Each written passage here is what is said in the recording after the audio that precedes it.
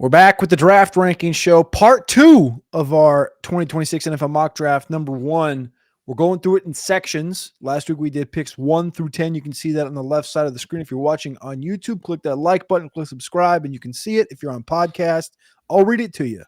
Dante Moore went first to the Jets, followed by Carson Beck, Ruben Bain, edge rusher from Miami, Garrett Nussmeier, Caleb Downs to the Bengals, Jordan Tyson, Peter Woods, Spencer Fano, Francis Mauigoa, and John Mateer, three-pick tier, goes to the Rams at number 10 overall to the Rams, like I said before. Matty Kiwoom here with the Draft Ranking Show. I'm Cody Carpentier. We appreciate you. Love you for tapping in and locking in if you are. We're going to be going through pick 11 through 20 today. Matty, how are we doing?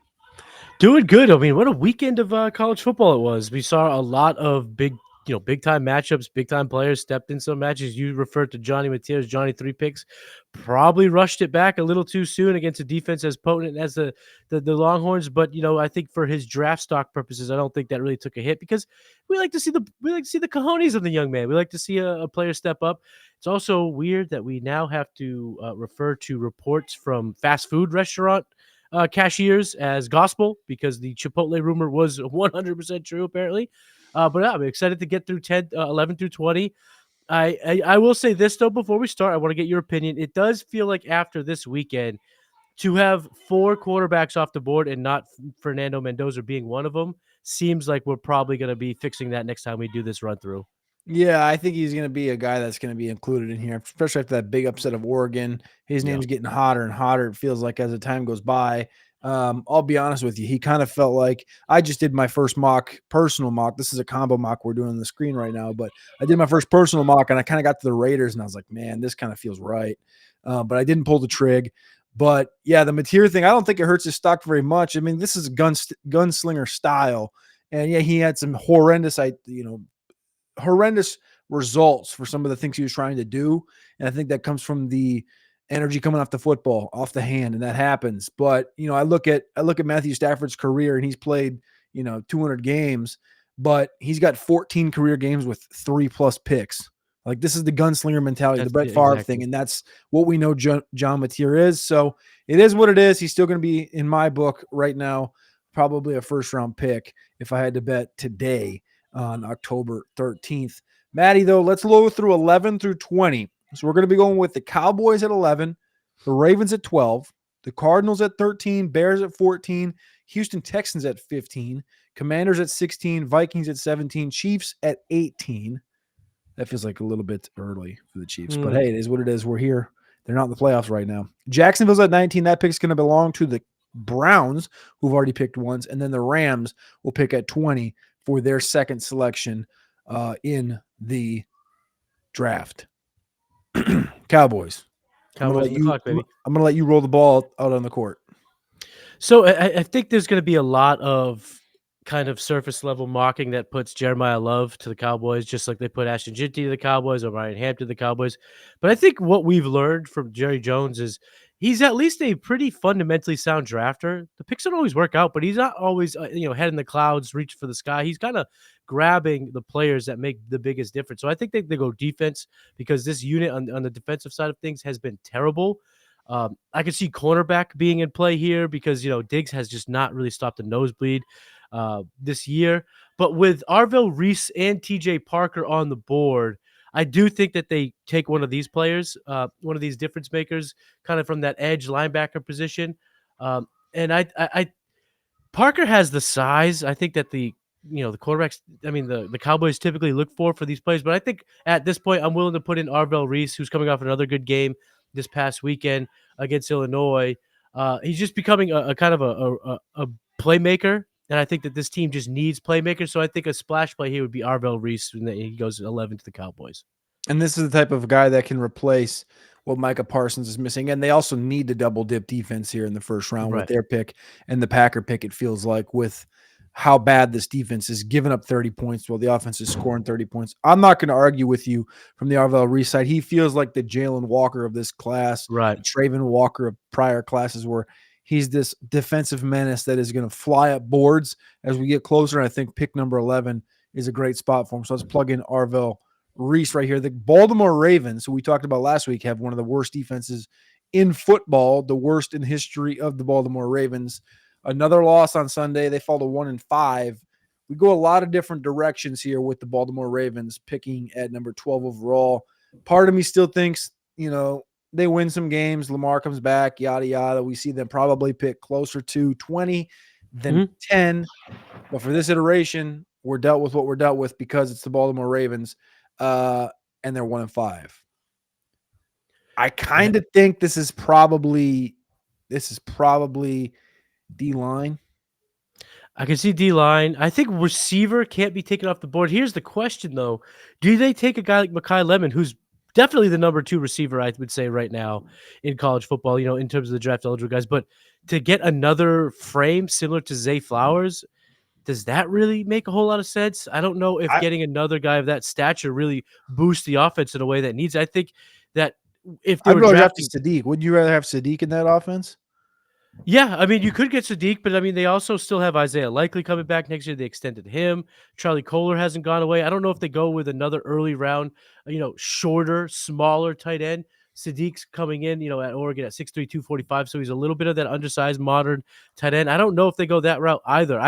I would see them being more in the range of taking one of these skill players, the receiver tight end, if they fall down to the 20s.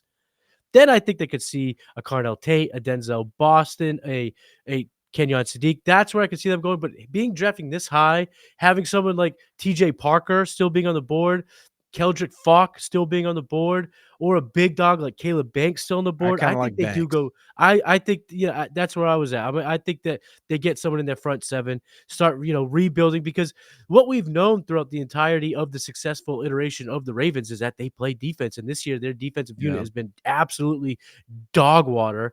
So I think with the pick this high, playmakers on the board like Falk, like Banks, like Parker, I think those would be the route that they'd go. First off, they paid Nnamdi Madubuike, formerly Justin Madubuike, on the interior. He's kind of been their big dog. They're all pro. But otherwise, past him, like I like Travis Jones coming out of Connecticut a couple of years ago as a third-round pick, but he hasn't been, Right. a Pro Bowl level defensive tackle. John Jenkins is an old man playing D tackle. Like Aeneas Pebbles hasn't taken that step forward from Virginia Tech. Like I think that the interior here is a big point. And Caleb's been banged up this year, so he's kind of been out of sight, out of mind. But and I see the ADP here on PFF as 27. This is a top 15 guy. This is a top 15 talent in Caleb Banks, top 10 talent, if we're being honest with ourselves, if he was healthy this year. I'm big into the Caleb Banks side of the conversation here. Let's lock him in. All right, let's go Caleb Banks. Let's go to the Arizona Cardinals, who you bring up wide receiver a second ago. Mekhi Lemon's there. You look at running back, they got Benson, they got Connor, both guys banged up right now. We're seeing a little Michael Carter action. But then I think of Kyler. I thought about this doing my own mock. I was like, man, Kyler, he just got a contract. He's going to have a couple more years. You can't really play that fire game. And then I think of Carnell Tate. I could see Tate, but I think Lemon goes over Tate because I think Lemon's a better fit because they like using the shifty wide receivers, but they just don't have a good one. They keep using, guys like Greg Dortch, where I think now you get a Lemon, you match him up with a Marvin Harrison. I think all of a sudden now you kind of have that 3-layer cake, that 3-layer weapon, that 3-headed dragon of Trey McBride, Lemon, and Marvin Harrison. Okay, let's play devil's advocate with ourselves here. What about offensive line? What about like a tackle, a Swiss Army knife tackle / guard situation here? There are 2 names still on the board. We still have Jennings Dunker and Caden Proctor that are still on the board. I think at this point, though, it does feel like the talent of Lemon is, warrants a top 15 pick, whereas these tackles will go in the first round. We will be picking them within this first round when we complete our full 32 rounder, a 32 pick rather. But I think here, this high, I don't know if those tackles warrant the top 15 selection. Okay. You're probably right. I put Lomu there, but that feels a little hot right now. With Proctor and Dunker on the board, I think it's a little hot. Okay. He was a player that had the talent. I liked him a lot. I had him in the first round of my last mock 2.0 at Player Pro, but I don't know if he's really been he was going to have to live up to the hype. I don't know if he's lived up to. He isn't good. I could, he's definitely a top 40, top 50 overall pick, but I don't know about 13 overall. What about going back in the defensive line? So right now their defensive line is the ever young Calais Campbell and Dalvin Tomlinson. That's their starting interior right now. So if we look at defensive line, Keldrick Falk is 6'5", 285. Of course, you have TJ Parker there. I think you look at LT Overton. It's not really a deep defensive tackle group. Caden McDonald's got a lot of steam lately. I wouldn't be against McDonald. I think you could plug D-line in here. Are you that? So I think this becomes what I'm playing devil's advocate for here is I think we're on the Mekhi Lemon thing, but I'm trying to see if it's worth the squeeze to take a D lineman over one of these guys or an offensive tackle over a Mekhi Lemon. So, I mean, they just took Walter Nolan right last year, but we do typically see Who's a little undersized, but yes, right. But we do see steamed up D tackles go in this range. We saw Nolan go in this range. The kid from Michigan that went to Miami was in this range. So we do see that. We have seen where these D tackles that these franchises fall in love with kind of hit some steam. It would be the third consecutive year that they go D line, right? In the first they round. Went Robinson, they went Nolan. So I don't know. And plus, we might be talking about regime change. So if we're factoring all these things here, I think we should kind of err towards the side of chalk and best player available, kind of that hybrid there. I think that would be the best way to kind of mark this pick here. All right, let's go Lemon then. All right, on to the Chicago Bears here at pick 14. The PFF machine says running back, D-line, and linebacker. I also think the Proctor conversation could be entered right here as well, as far as getting them an offensive lineman. Running back, DeAndre Swift is DeAndre Swift. He hasn't exactly been, at least we're recording this pre-Monday Night Football, he hasn't exactly been the, I don't know, maybe the exact result that they wish they signed. He's got one more year on his deal. I don't know if they can get out. If they can get out this offseason, let me look here. Their out is post June 1, 1.3 million dead cap, 7.5 million savings. So yeah, they can cut him post June 1. Get him out, yeah. So that, I mean, there's an opportunity here to take a Jeremiah Love. Sorry, not Jermaine. Jeremiah Love. Jermaine. And that this is a dream scenario. This is a dream scenario. This is sort of a Atlanta Falcon situation here, where you take a Loveland, you took a Burden, you took a Dunze, you took a Caleb, and now you take a Jeremiah Love, and you're in a similar boat as the Falcons, where you just spent all this capital on skill positions. Where else are you thinking? I think this is a great position for them to be in if this is how the board falls. But I think Parker would be a good fit because they still don't really have that edge rusher, that attacking edge rusher that they've really kind of have avoided in the draft over these last few years. I know they took Booker, but he's a little undersized, and he kind of fell in their lap. They weren't really aggressive. Love makes a whole lot of sense, but if you're just trying to be rational GMing here, if you're just trying to do rational decision making, it feels like their second round pick is this perfect spot for a running back, and see if Coleman falls there. Yeah. However that kind of pans out. I think we go smart pick here, and we go either Caden Proctor or TJ Parker, because I think the smart conventional wisdom would be to get another lineman, because the line's been better, but a guy like Proctor could really solidify this offensive line for years to come. And then again, Parker falling to 14 feels like a bit of a exciting pick here for the Bears that need this player on defense. I'm team Proctor, but I think you kind of sold me here on the Bears taking TJ Parker. They traded for Montez, obviously, but the other side has kind of been a zero to this point. They need offensive line, though, as well. Let me look at the second round for. Yeah, I think you're good. I mean, I think the tackle group is dense enough. You can get somebody in the second round. Caden Green's coming back healthy. I expect his stock to rise. Isaiah World stock has kind of taken a hit, but at the end of the day, we know he's a mountain of a man and he's very talented. You've talked about Goodsby before. I think there's enough talent there in the second, maybe even third rounds for them to take a tackle there. And I know Love is going to be mocked to the Bears, and he's going to be mocked to the Cowboys all day. And it's just at this point, I don't know if he's good enough to be a top 15 pick. I don't know. He's been good, but these running backs in this area have to be special. Yeah, but he's going to the Texans with the next pick, isn't he? Not if we don't take a lineman. Or lineman are you taking? At this Houston's on the point, clock. they got to take Proctor. I mean, Proctor being there is again this foundational potential left tackle. Even if he moves inside, he's just huge, super athletic. We saw him now, multiple weeks running out of the wildcat, getting handcuffed. Like this kid is athletic, and he's going to. We have him at 15 now. I think he has top 8 upside after he goes through the combine. 100%. We took Proctor here at pick 15. They can move Ariante Ursary inside. They can move these guys around. They can put Ursary back to the right side. Caden Proctor, very athletic offensive tackle from Alabama. If you haven't seen him, just go look up 74 for Alabama. He's caught a pass, ran a ball, should have probably scored this weekend. Stud. Washington's pissed off because Washington could have used Parker and Proctor. And they're sitting here at 16. In this situation, didn't make the playoffs with Jay Daniels in the second year of his situation in Washington and no edge. I mean, they can go. I mean, Keldrick Falk's probably solid here, Yeah, but David Bailey makes sense here. I don't know. I'd probably be more Bailey than I am Falk in this for this team because I think that their strong side D end is fine for what it is, but I think they went out and got Von Miller this year to try to establish some pass rush, and I think Bailey brings you more pass rush than Falk does in the NFL level. I also think that the Commanders are they're the type of team that could surprise people and take a skill position.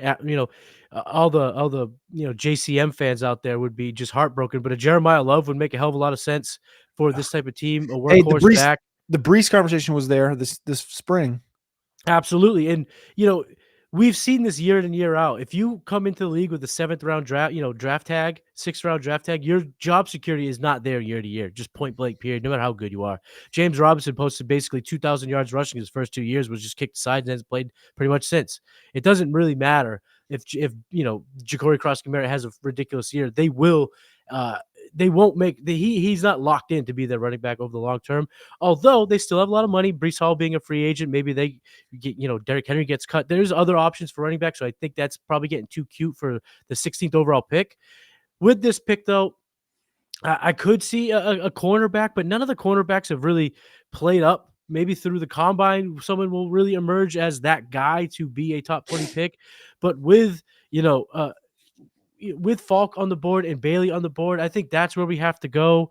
They've been linked to edge rushers now for a while, and they keep trying to taking these band-aid approaches. I think they really try to solve it with a good player. And for me, I know Falk is good, but Falk, I feel like at this point is more projecting. It's that ball of clay in the NFL where we're seeing David Bailey put together a hell of a season for Texas Tech.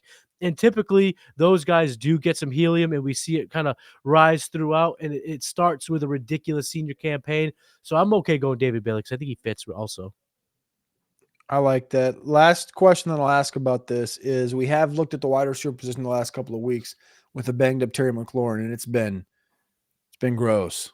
Noah Brown, Chris Moore. Yeah, Like yeah. you got the Carnell Tate thing sitting right there. I don't know how you feel about Denzel Boston. I don't quite have him in the first round, but you do have that plug you can pull. You brought up the skill position, and I do think receivers also, if you want to just, Carnell Tate in that offense with, you get Debo, and I mean, Debo's going to get slower as time goes, but you got Carnell Tate as your next guy after McLaurin turns 30 this next year. I just see them going cheaper options in terms of depth because they're going to be paying Terry through the nose. They're paying Debo. They're paying those guys. I think at this point that if they want to bring in an edge rusher, a true difference maker, the way to do it is in the first round of the draft. Get a guy like David Bailey. Plug him in. Vikings are up. They have Aaron Jones in age 30, just traded for Jordan Mason, who looks to be filling the gap for them at the running back position. Center's interesting. I wouldn't do it in the first round. I don't think any of these guys think Slaughter's probably the best. Connor Liu's pretty good from Auburn. Wouldn't do it here in the first round. It also says tackle. I don't think they need tackle. They have Darrison O'Neal. And then safety, they're losing Harrison Smith. He said this is his final run. But they do love what they do have in the back end in drawing a blank. Doesn't matter. But I do think safety is potentially an avenue they could go. Problem Is there is another? Yeah, there's no right. downs. Downs is gone, and then at this point, I mean, has Deneman played good enough to be a No. locked around one pick? No. Rod Moore has had his ups and downs. I don't think there's another safety worth pick. Kamari Ramsey keeps getting hurt. I don't think there's a safety that's going to warrant first round pick. And we know that the Vikings will make sound picks. They make good sound picks. They're not always going crazy. And I think the Jeremiah Love will be exciting. I think us fantasy gamers are going to try to pray this to existence, but they've proven that you could just go get a guy almost free 99, a Jordan Yeah. Mason, and in this system, it will work. They've used that approach now for years, and it's worked with Aaron Jones, with Jordan Mason, bringing guys from the outside. I think they can continue that. So I don't know if they make round one, a running back priority here in round one, but we are now in territory that if this is how the board's playing out, a trade back is definitely in play for these next few picks because Fernando Mendoza is on the board. I think you're probably right, but as we know for this experiment we talked about We're not last doing week, we're, trades. we're No not doing trades. trades. No trades. So where I sit here is I'm going to butcher the name, but Olivega Ione from Penn Mhm. State plays a lot of left guard, but Donovan Jackson we know can play all 5 spots on the offensive line. So if you want to go offensive line, I think that's where I would lean, Mhm. but I would go Keldrick Falk. I'm going to resort to you. I mean, you're our resident Vikings guy. You kind of know more about that franchise than anyone I know. So I think that's a good pick. Also, too, we're seeing a little bit of a slide with some of these top guys, and I think now this is where you start seeing people just maybe even throwing their draft ranks a little bit out the window and just taking BPA because most mocks won't have these guys here in this range. Yeah, I like Keldrick Falk because I think he doesn't, I wouldn't say fit this scheme the best, but I do think he's a guy that can play, in this Brian Flores defense where you got Grenard and Van Ginkel and Dallas Turner coming off the edges. Falk has a pass rush ability and can probably play some 5 and 3 tech, kind of like that Jonathan Allen role that they went and got in free agency this last year. So Mhm. I would go Keldrick Falk. Um, you could, you could, you could convince me of going corner, but I'm personally not in the boat yet quite on McCoy Mhm. or Hood or Terrell. Like I don't think there's an elite corner of that group. I think I like Delane the most out of any of them from LSU, Mansour Delane, but I don't think any of these guys are top 20 picks. Mhm. So, and I think Vikings can make a play in the second round if they want a corner, which I do think they probably do. But I would go Keldrick Falk. Lock it in. All right, 3 picks left. We got Chiefs, Browns, Rams. So we got Chiefs here, the Super Bowl champs, multiple time the last 5 years, lost last year, and in this situation did not make the playoffs. Does that mean the end for Pacheco and Kareem Hunt? And all of a sudden they got a battering ram in the backfield. It is the end, I think, but I think they learned their lesson with the Clyde Edwards-Helaire that you just don't take a running back in first round. But did they have a TK guy that retires. TK retires to take. TK is going to retire? So Sadiq could be in play. That'll be if he retires before the draft. That will be the sexy pick of everyone's Yeah. mock. Sadiq or Eli Stowers maybe the second round Yep. going to the Chiefs. But again, they have just been outside of the CEH draft pick a few years ago. They've really just been sound, taking the players they need. And I think at this point, based on how bad their cornerbacks have really been, they've been trying to find someone to help on the outside because Trent McDuffie at his best is in the middle. He really could be a good slot shutdown where he just isn't as good of an outside guy. So for me, Delane or McCoy, whoever emerges as the number one corner, I think would absolutely be in play here. But you bring it up, and it's tough to see Jeremiah Love not being taken here and just really just kind of because they're not going receiver. They're super deep at receiver because, they have Rashee Rice coming back. They have Xavier Worthy. Jalen Royals is still on the roster. They have proven to be able to utilize these kind of witty, veteran type guys like Juju Smith-Schuster and such. So I don't think they go receiver, even with some good names on the board. I think corner or running back is the pick with them with how this board's played out. I don't think they're going to take Love. I think if I had to bet today, I think McCoy probably ends up the top guy. and I don't think he should fall out of the first round. I don't think he will. I think enough teams want cornerback that he's going to go somewhere here in the next 10 picks. But He's got blazing speed, and he has shown the ability to be a shutdown guy, which is something they have desperately been wanting since they yeah, traded away, what's his face? Travarius. Snead a few years ago, yeah. I like McCoy here. I'll go McCoy. I think that's a savvy. I think that's a savvy pick for the Chiefs. All right, Cleveland Browns are back up for the second time. They took Jordan Tyson at 6 in this situation. My mock personally that I dropped at rosterwatch.com was Caleb Downs and Carnell Tate. We gave them Tyson in this mock draft. Do we come back with a DB? They got the receiver. Oh, we got breaking news. I saw that. I just saw that too.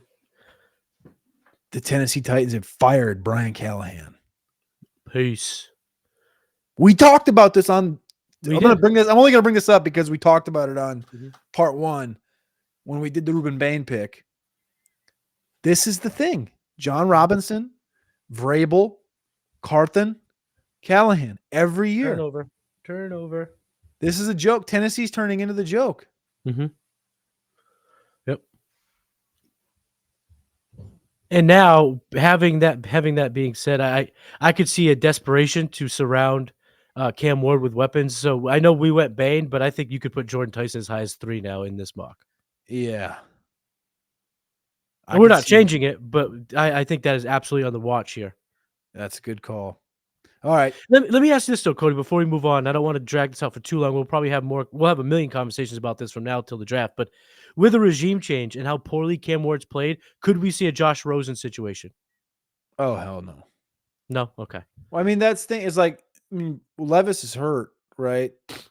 And so I don't think that there's a direction that you can go in that building. Like Brandon Allen's the quarterback behind him. Like, I don't think that Cam doesn't suck. I don't think Cam sucks. He's just played so terribly. I just wonder if the new guy comes in and goes, hey, we took him with the 101 because they're probably going to have they might have the first overall pick. And if the Titans have the first pick, do they go, I know we like Ward, but we really, really love Moore, or we love Fernando Mendoza, or we love this guy? No. I will tell you this today. If you asked me head to head, like people will ask this question, Cam Ward versus these guys in this class. I think at their best, you probably take Dante and the flashes we've seen from Garrett Nussmeier. You might take Nussmeier, but I would take Cam over Nussmeier. I think the best of Dante is probably the only thing I would take over Cam in this class. Yeah, just looking on the surface here, looking at this mock, looking at my QB rankings from last year to this year, I would probably, if I had to just guess, because I obviously haven't done this exercise, but I would say, yeah, probably in the Moore would be there. Would I take Beck over Ward? I think that's pretty much a coin flip, and I would probably take Ward over Nussmeier. I mean, perfect bet. Beck is the time of recording. He's now the Heisman front runner. Mm-hmm. You can make conversation. I need to see more from Beck, but I think ceiling is probably close, but I think Moore's the only one I'm really taking over Ward. People are going to hate that because it's what they've seen from Ward in the last 6 weeks versus what they saw from him a year ago, but it is what it is. Let's finish this thing up here. Browns at 19. They got this pick from Jacksonville in the Travis Hunter trade. Browns need some help in a multiple of spots. Mainly, I'd say on the offensive line. This thing has gotten you remember when the Cowboys offensive line went from great to mid to shit quick. Mm-hmm. And this Cleveland offensive line is doing the similar thing because of age and injury. I could go any best of it. You could just take best offensive lineman available. Jedrick Wills will be back next year, so I guess you could say if it's a left tackle leaning player, you might fade away from it. But it basically anything. We haven't taken Tyson here, which is great. I think that's fine. So I'd go offensive line, and I think you could tell yourself pretty much anything on defense outside of corner. Of course, if this is how it played out, Mendoza would be very tough to pass on. That's fair. But that might be smart. Yeah, I think at this point we agree that Mendoza will be gone. But since we're not doing trades, it's just tough to wedge him on one of these teams. And if you bring in Fernando Mendoza to this situation, I think it makes a ton of sense because Stefanski likes these type This of is players. Stefanski quarterback. This is a fancy quarterback. What it comes down to is how much pressure does ownership put on the coaching staff to play Shador? Because one thing I am for certain about, Stefanski ain't going anywhere. The GM ain't going anywhere. You don't make the moves that they've made. You don't trade out of pick 2. You don't go ahead and trade your best cornerback. You don't put all these players on the block if you don't trade your a quarterback that you thought was good enough to be your opening day starter to a division opponent if you are worried as a GM that you're going to lose your job. If you're worried as a head coach you're going to lose your job. They have been given reassurances that they are going to be here going at least for another year or two. So with that, I think they can make the move and take Mendoza here because even if they want the Shador pressure, maybe Shador plays decent and they can get a 4th-round pick for him, a 3rd-round pick, turn profit on the selection. So I think if this is how the board plays, I just can't see a world where Mendoza is not the pick. I like that. I also like it from the aspect of like the huddle report. You play the game where you get the points here if he goes 6th overall to Cleveland. If Right. Tyson, Right. so I play that game. We'll play that game with this pick here. Take Mendoza at 19. I think this is definitely like a floor situation for him right now. Mhm. Even though, like I said, I think the guy is still back end first, early 2nd round talent at the moment. Last pick for this edition of the mock draft and the draft ranking show. The Rams. We're finishing out with the Rams again. Last time we finished out with the Rams at 10. That's funny. They took Johnny Mantier. Here at pick 20, they're not going quarterback. Jeremiah Love still available. They took Terrence Ferguson last year, so no Kenyon Sadiq, unless they want to double tap Oregon tight ends back-to-back years. Mhm. Cornerback is obviously an avenue you could go with one of the best front sevens in the sport. Cornerback, I think, is definitely an option. Receiver, potentially, you could sell me on a receiver. I mean, because past Devontae and Mhm. Puka, I like Jordan Whittington, but like Devontae's getting up there. Yeah. So Puka's talked about retiring early, shit like that. So you could And convince me there. Puka came into the league late. I'm not saying that he's almost going to retire or be done or be over the hill. I'm just saying that when we're factoring Puka Nakua's NFL career, we always have to remember the fact that he was like a 24, 25-year-old rookie. Yeah. So what It's are you in thinking play. here? I think Dunker makes a ton of sense. I think he's been really good over these last 2 years. They need some offensive line help. He feels like a tier break for me. After that, I could see some other players being 1st-round picks, like a Lomu or like you've talked about Isaiah World being a 1st-round pick. But with their ability to take the quarterback and kind of have it be their luxury pick, I think they have to kind of get in the trenches and take a more solid, rock solid pick. So I feel like a Dunker would be the way to go. I'll let you have it. I'll let you have Dunker. I'm not going to make an argument for like a Lomu over Dunker. Like it's right now, we're 6 months out. I'm not Mhm. um, super pressed on any of these guys at the moment. So I'll give the Rams an offensive lineman. They could have Jennings, Dunker. That's pick 11 through 20 right there. Arvell Reese goes to the Cowboys. Caleb Banks to the Ravens. Mekhi Lemon to the Cardinals. TJ Parker to the Bears. Caden Proctor falls to 15 to the Texans. David Bailey to the Commanders. Keldrick Falk to the Vikings. And then Jermon McCoy falls. We haven't seen him play yet this year to the Chiefs. Fernando Mendoza, quarterback for Indiana, goes to the Browns.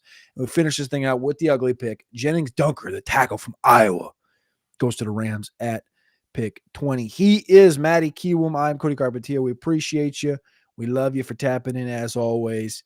This has been the Draft Ranking Show. Go check out Maddie's mock draft 2.0 on playerprofiler.com. Go check out my latest mock draft at rosterwatch.com. And as always, click that like button, click subscribe. Stay tuned in, stay tapped in, stay locked in to the Draft Ranking Show. We appreciate you. Peace.